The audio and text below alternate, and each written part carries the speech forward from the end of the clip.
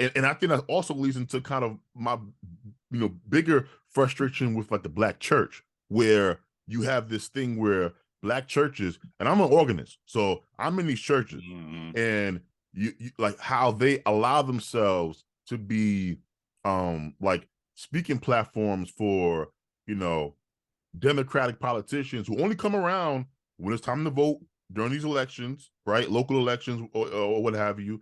And the black church kind of, allows them to come in and, tell black people, hey, this is who we're voting for here.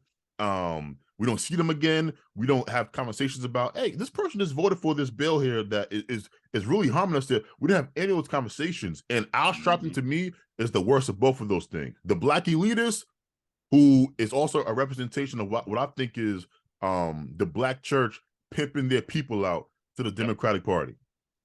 No, you're right. My friend Darvio, he's in Ohio, and he does a lot of work with the local Republican Party.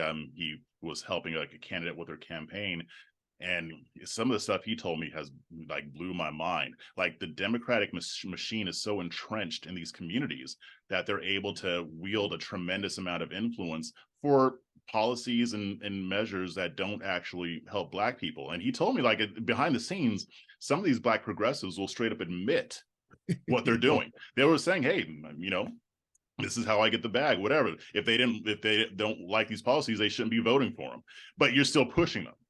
I mean, but he even told me a story about in this past election cycle about how they would use these black churches, and they had this black pastor convention where these Democratic operatives basically said, this is the message that we want you to tell to your congregations about their agenda and all that stuff.